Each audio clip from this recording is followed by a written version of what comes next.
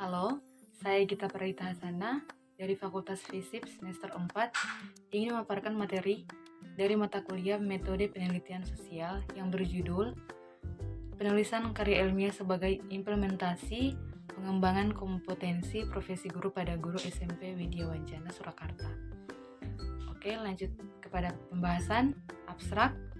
Tujuan pengabdian pada masyarakat atau PPM ini adalah memberdayakan masyarakat, khususnya para guru SMP Widya Wancana 1 yang sebagian besar belum banyak yang memahami tentang penulisan karya ilmiah dan penulisan laporan kegiatan yang lain yang berkaitan dengan pengembangan kompetensinya di bidang peningkatan kompetensi profesi guru. Target khusus PPM ini adalah para guru SMP Widya Wancana 1 di Surakarta yang belum memahami tentang penulisan karya ilmiah. Metode dalam pengabdian ini adalah pelatihan, pendampingan, dan diskusi dalam melakukan inovasi semua program pemberdayaan profesi guru yang akan dilaksanakan dalam 1 hari dengan melibatkan 2 dosen PPKN FKIP Unisri dan 1 mahasiswa.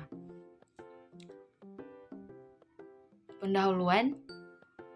Guru adalah seorang pendidik dan pengajar yang sudah seharusnya memiliki kompetensi profesi yang tinggi untuk mempersiapkan para peserta didik agar dapat bersikap dewasa, mandiri, cakap, mempunyai kemampuan kognitif, dan terampil sesuai tuntutan zaman dalam menghadapi kehidupan kerja.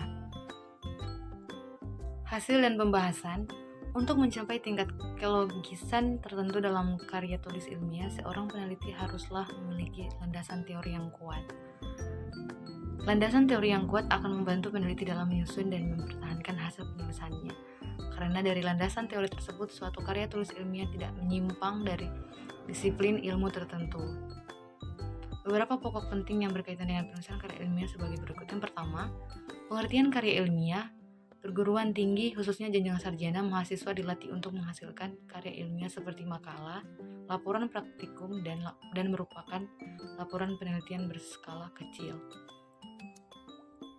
Yang kedua, tujuan karya ilmiah dapat menjadi transformasi pengetahuan bagi sekolah atau institusi perguruan tinggi dengan masyarakat atau bagi para peminatnya, melatih keterampilan dasar untuk melakukan penelitian secara benar dan teratur.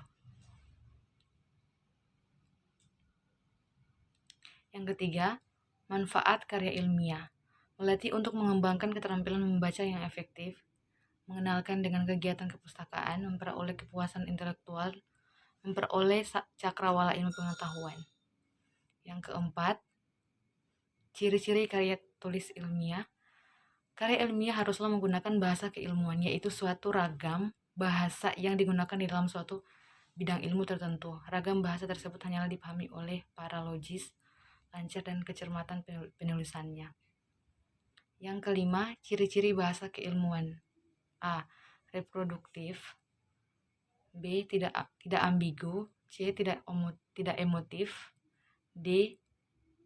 Penggunaan bahasa baku.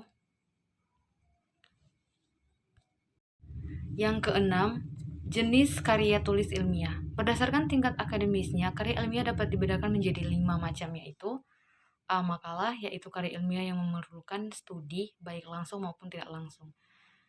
B. Laporan penelitian, merupakan karya ilmiah yang dibuat setelah seseorang melakukan penelitian, pengamatan, wawancara, percobaan, dan lain sebagainya. C. Merupakan karya ilmiah yang ditulis oleh mahasiswa tingkat strata 1 untuk memperoleh gelar sarjana. D. Tesis, yaitu karya ilmiah yang ditulis oleh mahasiswa strata 2 untuk memperoleh gelar magister. E. Disertai, yaitu karya ilmiah yang dibuat dan disusun oleh mahasiswa strata 3 untuk memperoleh gelar doktor. Tujuan penelitian. Memperoleh jawaban atas masalah yang telah dirumuskan. Haruslah karya ilmiah mengungkapkan tujuan penelitiannya secara lengkap, operasional, dan konsisten dengan perumusan masalah yang sudah dikemukakan sebelumnya.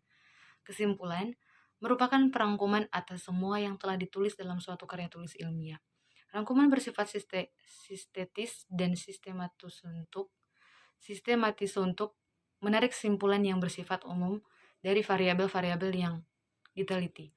Saran dibuat berdasarkan kesimpulan penelitian yang telah ditulis sebelumnya. Saran berisi pemecahan masalah yang diteliti atau tindak lanjut. penelitian sehingga lebih operatif. Berdasarkan hasil pengabdian pada masyarakat, maka dapat disimpulkan bahwa melalui penerapan pembelajaran penulisan karya ilmiah sebagai implementasi pengembangan kompetensi profesi guru pada guru SMP Widya Wacana 1 Surakarta dapat meningkatkan kegairahan dan semangat untuk menulis.